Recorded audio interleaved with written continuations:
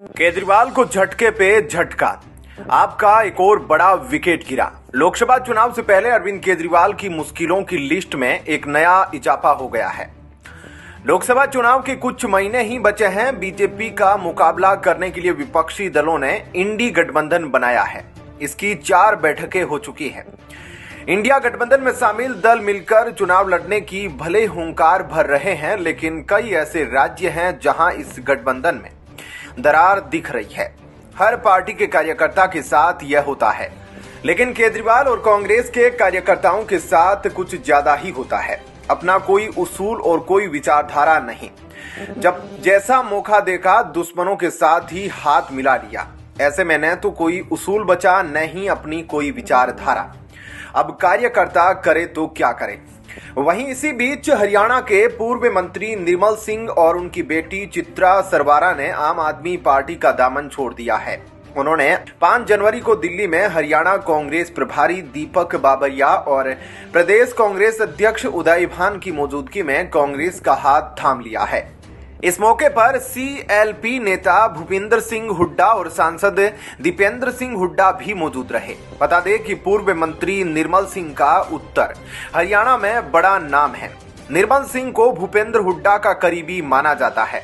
Congress party join करने के बाद निर्मल सिंह ने कहा कि आज मैं अपने घर वापस आया हूं, यह मेरे लिए बहुत खुशी की बात है। मैं कांग्रेस के नेतृत्व का बहुत आभारी हूं। वहीं कांग्रेस के प्रदेश अध्यक्ष उदय भान ने कहा कि आज का दिन हरियाणा कांग्रेस कमेटी के लिए बहुत ही ऐतिहासिक दिन है। उन्होंने कहा कि प्रदेश के वरिष्ठ नेता निर्मल सिंह, जो शुरू से ही कांग्रेस में रहे और विभिन्न पदों पर अपनी सेवाएं दी, आज वे पुनः कांग्रेस में शामिल हो गए हैं।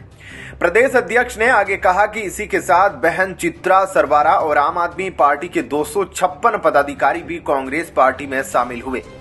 उन सभी लोगों का मैं तहे दिल से धन्यवाद देता हूं। वहीं आपको बता दें कि दिल्ली के सीएम अरविंद केजरीवाल ने अपने निवास पर दोनों को पार्टी में शामिल किया था।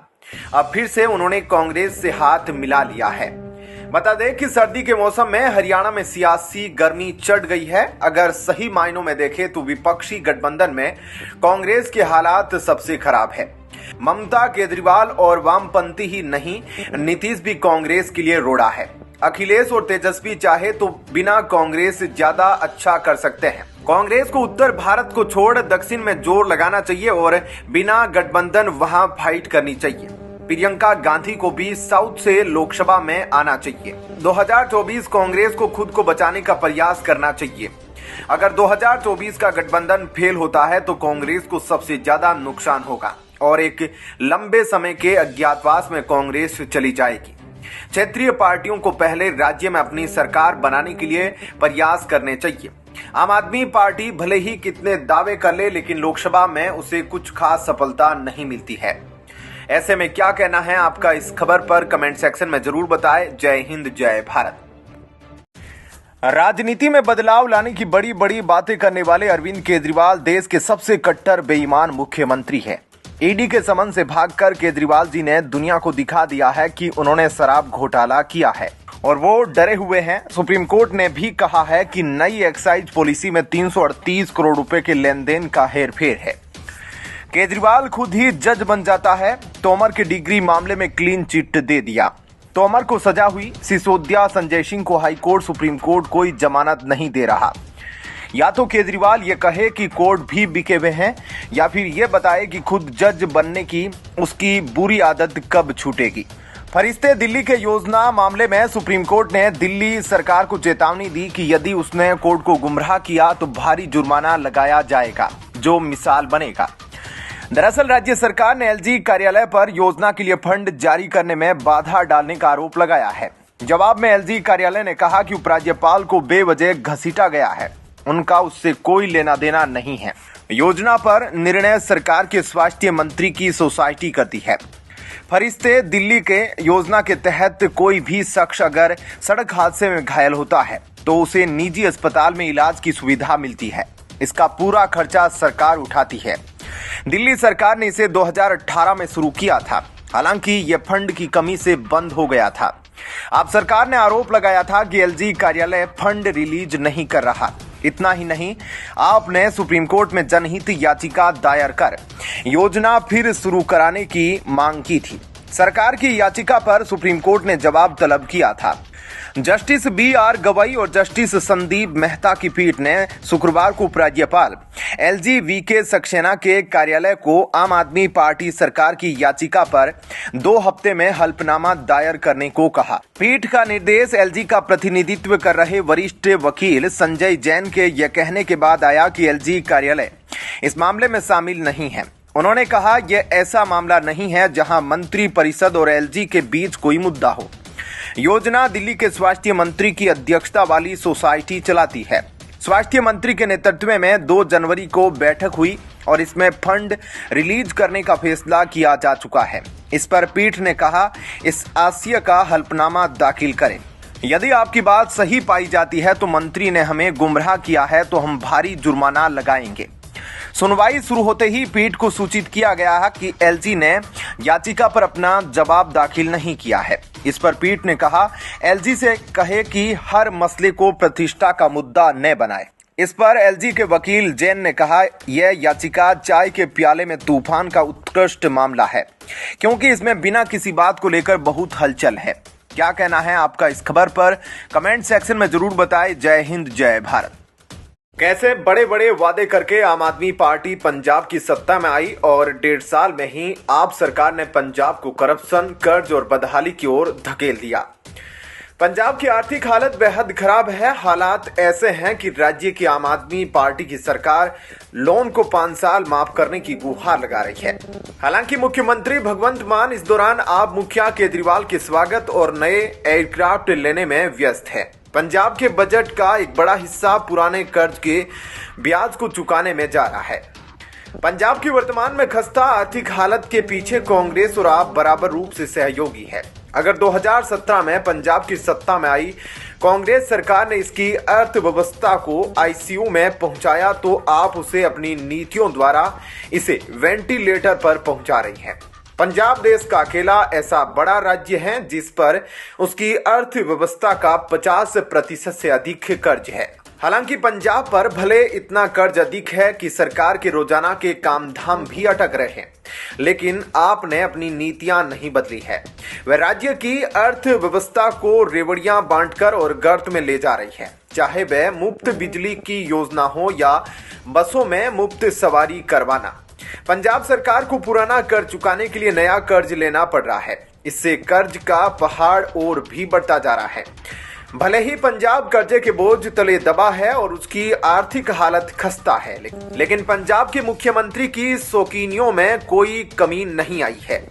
पंजाब के मुख्यमंत्री भगवंत मान ने अगस्त 2023 में एक 10 सीटर विमान लेने के लिए निविदा निकाली थी। यह निविदा तब निकाली गई जब राज्य के पास पहले से एक हेलीकॉप्टर है जिसका उपयोग लगातार मुख्यमंत्री भगवंत मान करते हैं। इस निविदा के आने के बाद आरोप लगाया गया था कि इसे लीज पर लिए गए एयरक्राफ्ट का उपयोग अरविंद केजरीवाल करेंगे। ट्विटर पर जब भगवंत मान की सरकार की आलोचना हुई तो यह निविदा हटा दी गई। पंजाब पुलिस ने भी निविदा डालने वाले आरटीआई एक्टिविस्ट को धमकाया भी।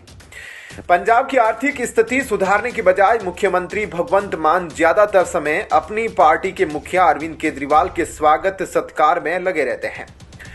मुख्यमंत्री केजरीवाल दिसंबर 2023 में पंजाब के विपसियाना के लिए पहुंचे तो वहां भी भगवंत मान भी पहुंचे थे। इसके पहले केजरीवाल का लगभग हर माह एक पंजाब दौरा होता रहा है। पंजाब सरकार केंद्र सरकार पर लगातार आरोप लगा रही है कि उसे अधिक कर्ज नहीं लेने दिया जा रहा है। कहीं वे आरोप लगाती है कि केंद्र ने उसके फंड रोक दिए हैं। हालांकि पंजाब को जो पैसा अभी केंद्र सरकार ने दिया है वह उसे भी सही से खर्च नहीं कर पा रही है। पंजाब पर जितना वर्तमान में कर्ज है वह कहीं से जायज नहीं है, ना ही उसका राजकोषीय घाटा नियमों के अनुसार है। दरअसल देश में राज्यों के वित्तीय प्रबंधन के विषय में बनाए गए कानून राजकोषीय उत्तरदायित्व और बजट प्रबंधन अधिनियम FRBM एक्ट के तहत किसी भी राज्य का कर्ज उसकी कुल GSDP से 20% से अधिक नहीं होना चाहिए। कुछ मामलों में छूट के साथ भी इसे अधिकतम 25% रखने की हिदायत दी गई है। पंजाब पर GSDP का 50% कर्ज है और इसके घटने के कोई आसार नहीं है। वहीं अगर राजकोषीय घाटे की बात की जाए तो यह भी FRBM एक्ट के तहत GSDP का 3% होना चाहिए। पंजाब में यह भी 5.2% है। हालांकि पंजाब सरकार इसे कम करने का कोई प्रयास नहीं करती दिखती। ऐसे में क्या कहना है आपका इस खबर पर कमेंट सेक्शन में जरूर बताएं। जय हिंद, जय भारत। कांग्रेस, TMC, समाजवादी, NCP, आप ये सभी पार्टियां आखिर ईडी से इतना घबराती क्यों हैं? जब नरेंद्र मोदी गुजरात के मुख्यमंत्री थे तब तो वो आराम से ईडी, CBI सबका जवाब दे देते थे। इन सभी को देने में तकलीफ क्यों हो रही है? भारत का बच्चा बच्चा जानता है ये कांग्रेस के नेताओं और उनके दरबारियों ने लाखों करोड़ लूट लिया इस देश का। ईडी आरोप पर जितने भी कांग्रेसी नेता पकड़े गए हैं, कोर्ट के फैसले में से 95% लुटेरों को सजा हो चुकी है। कांग्रेसी लोग यह प्रलाप बंद करो, जनता होशियार है, सबके हाथों में मोबाइल, इंटरनेट है। कांग्रेस की सरकारों ने ही ईडी, CBI और IT का गठन किया था, लेकिन कभी भी ये एजेंसियां कार्यरत नहीं थी। आजकल ये एजेंसियां अपना कार्य ईमानदारी से निभा रही है। खरगे और कई विरोधी दलों के भ्रष्टाचारियों को अब इन एजेंसियों से डर लग रहा है। प्रवर्तन निदेशालय ने गुरुवार को हरियाणा में अवैध खनन से जुड़े मनी लॉन्ड्रिंग केस में छापेमारी की। ये छापेमारी कांग्रेस विधायक सुरेंद्र पवार और इंडियन नेशनल लोकदल के पूर्व MLA दिलबाग सिंह के ठिकानों पर की गई। इसके तहत दोनों नेताओं और उनसे जुड़े यमुनानगर, सोनीपत, मोहाली, फरीदाबाद, चंडीगढ़ के 20 ठिकानों में छापेमारी की गई। इसमें INLD नेता के घर से करोड़ों रुपए की नकदी और विदेशी हथियार मिले हैं। इन सब के बीच बुरी तरह बौखलाई कांग्रेस अध्यक्ष खरगे ने कहा, बीजेपी सरकार खुलेआम ईडी, CBI, IT का इस्तेमाल कर विपक्ष को डराने धमकाने का काम कर रही है। ये लोग जब विपक्ष के लोगों को पकड़ते हैं तो उनके ऊपर कोई भी केस थोप देते हैं, लेकिन जैसे ही वह आदमी बीजेपी में शामिल होता है उसकी छवि साफ हो जाती है। आखिर यह कहां का न्याय है? ईडी की छापेमारी में INLD के पूर्व MLA दिलबाग सिंह और उसके सहयोगियों के ठिकानों से लगभग 5 करोड़ नकद बरामद हुए थे। मीडिया रिपोर्ट्स के अनुसार बरामद की गई नकदी की गिनती अभी भी जारी है। यही नहीं, अवैध जर्मनी मेड हथियार, 300 कारतूस, 100 से अधिक शराब की बोतलें भी छापेमारी में मिली है। INLD नेता दिलबाग सिंह के घर से ईडी को जांच के दौरान 4-5 किलो सोने के साथ भारत और विदेशों में चल रहे चल अचल संपत्ति से जुड़े दस्तावेज भी बरामद हुए हैं। ईडी के मुताबिक धन शोधन निवारण अधिनियम PMLA के प्रावधानों के तहत यह कार्रवाई की गई है। बताते चले कि सुरेंद्र पवार सोनीपत से कांग्रेस के विधायक है, जबकि दिलबाग सिंह यमुनानगर सीट से INLD के विधायक रह चुके हैं। मनी लॉन्ड्रिंग का यह केस हरियाणा पुलिस में दर्ज FIR से जुड़ा है। खनन की लीज खत्म होने और अदालत के आदेशों को दरकिनार कर यमुनानगर और आसपास के जिलों में बोल्डर, बजरी और रेत के कथित अवैध खनन की जांच के लिए FIR दर्ज की गई थी। इसी को लेकर अब ईडी की कार्रवाई की गई। इस मामले में केंद्रीय एजेंसी ईडी ई-रावण योजना में कथित धोखाधड़ी की भी जांच कर रही है।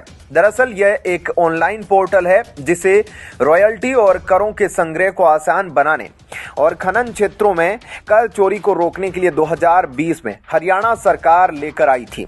क्या कहना है आपका इस खबर पर कमेंट सेक्शन में जरूर बताएं। जय हिंद, जय भारत। आज इंडी अलायंस का सबसे घिनौना रूप सामने आया जब घमंडिया गठबंधन के नेता अधीर रंजन चौधरी ने बयान दिया कि आज बंगाल में ईडी की टीम पर हमला हुआ है, कल उनका खून भी हो सकता है। ममता बनर्जी को मुख्यमंत्री पद पर बने रहने का हक नहीं है, उन्हें इस्तीफा दे देना चाहिए। पश्चिमी बंगाल में जांच करने के लिए जो ईडी के अफसर गए थे उन पर TMC के गुंडों व अवैध घुसपैठियों ने जानलेवा हमला किया है। यह शर्मनाक है कि बंगाल ममता बनर्जी के राज में जंगल राज का पर्याय बन चुका है। यह चिंताजनक है कि बंगाल में कानून व्यवस्था ध्वस्त है। जब ईडी के अफसरों ने बंगाल पुलिस से मदद मांगी थी तब वहां की लोकल पुलिस ने ईडी के अफसरों से बात करने से भी मना कर दिया था। अब यह लड़ाई कानून के डंडे और ममता बनर्जी के गुंडों के बीच की है। अफसरों के मुताबिक TMC नेता शेख शाहजहां के समर्थकों ने उन पर हमला किया। शासन का प्रशासन पर हमला शोभा नहीं देता। #ममता दीदी। भाजपा और कांग्रेस दोनों ने पश्चिमी बंगाल में राष्ट्रपति शासन की मांग की है। जवाबदेही किसकी? पश्चिमी बंगाल में ईडी के छापेमारी के दौरान टीम पर टीएमसी नेता की भीड़ के हमले के मामले में ईडी ने टीएमसी नेता शाहजहां शेख के खिलाफ लुकआउट नोटिस जारी किया है। ताबड़तोड़ एक्शन के बाद पुलिस शुक्रवार को उसके घर पर छापा मारने पहुंची थी, तभी टीम पर हमला हो गया था। इसमें कई अधिकारी घायल भी हो गए थे। घटना के बाद से शाहजहां शेख फरार हो गया। एजेंसी के मुताबिक शाहजहां शेख के समर्थकों ने भी हमला किया था। ईडी ने नोटिस को सभी एयरपोर्ट और सीमा सुरक्षा बल, सीमा पुलिस और अन्य एजेंसियों को भेज दिया है। टीएमसी नेता और उत्तर 24 परगना जिला परिषद सदस्य शाहजहां शेख के संदेश खाली स्थित आवास पर तलाशी ले रही ईडी टीम पर उसके समर्थकों ने हमला कर दिया और सीआरपीएफ कर्मियों के साथ भी मारपीट की। पुलिस ने घटना के संबंध में अभी तक किसी को गिरफ्तार नहीं किया है। हालांकि 3 लोगों को हिरासत में लिया गया है। ईडी सूत्रों के मुताबिक जब उनका काफिला बोन गांव से निकल रहा था, तभी भीड़ ने उनकी गाड़ियों पर पथराव करना शुरू कर दिया, जिससे एक गाड़ी का शीशा टूट गया। सूत्र ने कहा, हमारे अधिकारियों और केंद्रीय बलों को 100 से अधिक लोगों की भीड़ का सामना करना पड़ा। हालांकि केंद्रीय बल स्थिति को नियंत्रण करने में कामयाब रहे। मामले में ईडी ने बोनगांव नगर पालिका के पूर्व अध्यक्ष शंकर आध्या को शुक्रवार की देर रात गिरफ्तार कर लिया। आध्या को राज्य के पूर्व मंत्री ज्योतिप्रिय मल्लिक की करीबी माना जाता है, जिन्हें पहले केंद्रीय एजेंसी ने गिरफ्तार किया था। इससे पहले शुक्रवार को दिन में पश्चिमी बंगाल के संदेश खाली में ईडी की टीम राशन घोटाले को लेकर टीएमसी नेता शाहजहां शेख के ठिकानों पर छापा मारने पहुंची थी। इसी दौरान करीब 250 से ज्यादा लोगों ने टीम को घेरकर अधिकारियों पर हमला कर दिया। घटना में कुछ लोग घायल भी हो गए थे। अचानक हमले से इलाके में तनाव फैल गया था। मामले में सियासी नेताओं की बयानबाजी से राजनीतिक माहौल भी गर्मा गया है। क्या कहना है आपका इस खबर पर? कमेंट सेक्शन में जरूर बताएं। जय हिंद, जय भारत। अंधा क्या चाहे दो आंखें, यही तो बीजेपी और मोदी चाहते हैं। 2-2 हाथ हो जाए तो अच्छा है। कांग्रेस 240 सीटों पर लड़ना चाहती है। दक्षिण को छोड़ कांग्रेस की बाकी सब जगह लगभग 180 सीटों पर भाजपा प्लस जीत सकती है। 350 प्लस पार करना आसान हो जाएगा। इंडी गठबंधन के गैर कांग्रेसी नेता ये जानते हैं। लोकसभा चुनाव 2024 के आने से पहले ही विपक्षी दलों के बीच सीटों को लेकर तनाव शुरू हो गया है। बता दें कि कांग्रेस और देश के विभिन्न विपक्षी दलों के इंडिया गठबंधन में इस वक्त सीटों को लेकर विवाद गहराया हुआ है। पंजाब में केजरीवाल, बंगाल में ममता और महाराष्ट्र में शिवसेना किसी भी हालत में सीटों पर समझौता करने को तैयार नहीं। उद्धव गुट ने तो अकेले ही महाराष्ट्र की 48 में से 23 लोकसभा सीटों पर दावा ठोक दिया है। उद्धव ठाकरे की शिवसेना बीते कई दिनों से महाराष्ट्र की 23 लोकसभा सीटों पर चुनाव लड़ने का दावा ठोक रही है। हालांकि सूत्रों की माने तो कांग्रेस की प्रदेश इकाई किसी भी हालत में 23 सीटों को मानने को तैयार नहीं। सूत्रों की माने तो कांग्रेस ने भी महाराष्ट्र की 20 सीटों पर दावा ठोका है। बता दें कि महाराष्ट्र में एनसीपी, शरद पवार गुट, कांग्रेस और उद्धव ठाकरे की शिवसेना इंडिया अलायंस का हिस्सा है। अगर उद्धव गुट 23 और कांग्रेस 20 सीटों पर चुनाव लड़ती है तो शरद पवार वाली एनसीपी के लिए केवल 5 सीटें बचेगी। लोकसभा की 23 सीटों पर शिवसेना के दावे के बाद कांग्रेस अलर्ट हो गई है। महाराष्ट्र कांग्रेस के इंचार्ज रमेश चन्नीथल्ला को मुंबई जाने का आदेश दिया गया है। 11 जनवरी को रमेश चन्नीथल्ला मुंबई पहुंचेंगे और यहां 11 और 12 जनवरी को कांग्रेस की बड़ी बैठक होगी। इस बैठक में लोकसभा की सभी सीटों का जायजा लिया जाएगा। हर सीट पर वहां के स्थानीय नेताओं से उनका मत क्या है, इसे रिकॉर्ड किया जाएगा। इसके बाद रमेश चन्नीथल्ला यह रिपोर्ट दिल्ली आलाकमान को सौंपेंगे। सीटों पर जारी विवाद के बीच यह खबर है कि उद्धव ठाकरे भागे भागे दिल्ली जाने वाले हैं। यहां 9 और 10 जनवरी को उद्धव कांग्रेस के नेताओं से मुलाकात करेंगे।